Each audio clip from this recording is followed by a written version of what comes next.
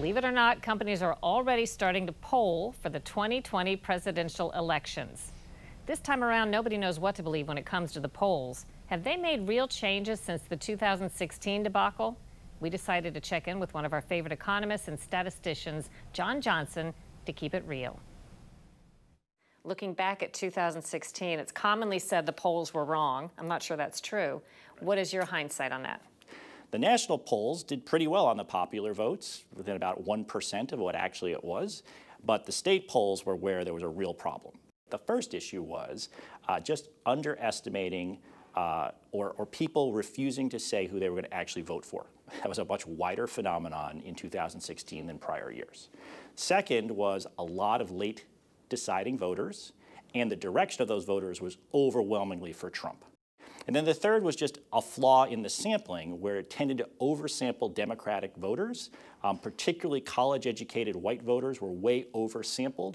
That's one thing I found when I was looking inside the polls in 2016. If you looked at who they took polls of, almost everyone polled not just a few more Democrats, but many more Democrats than Republicans. The problem is, if you happen to oversample college-educated voters who happen to be more likely to vote Democratic in a particular election, and then you don't weight that properly, you're going to get the wrong answer. So the consequence of not reporting that is you might miss a big subset of voters that were actually very important, and in this case, definitive.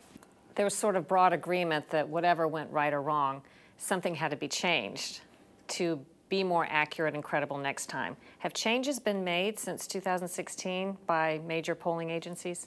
So one thing that has changed pretty much across the board is now, in today's environment, about 40% of people vote early or by absentee.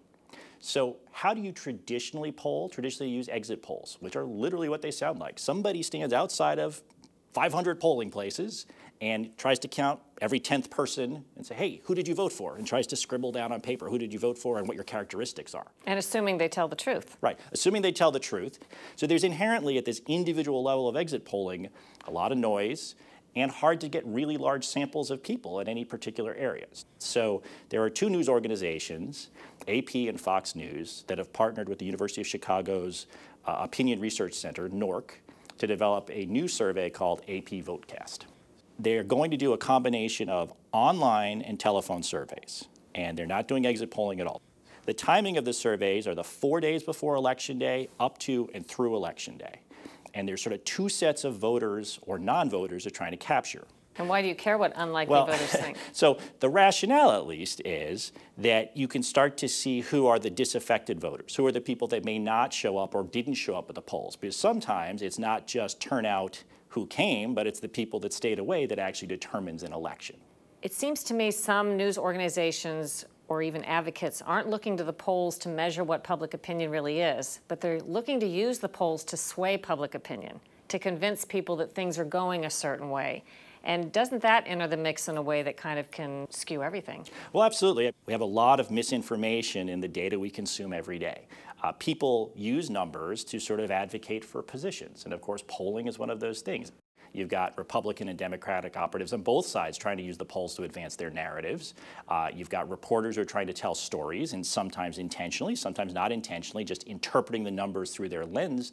The biggest thing is, remember, every time you see a number on TV, in the news media, stop, think, does that make any sense? What is that, and where is that number coming from? Or is someone telling me a message or that they want me to hear? You have to be vigilant when you rely on polling and statistics in general. Johnson says the polling in the 2018 midterms was relatively accurate. The big test is still to come.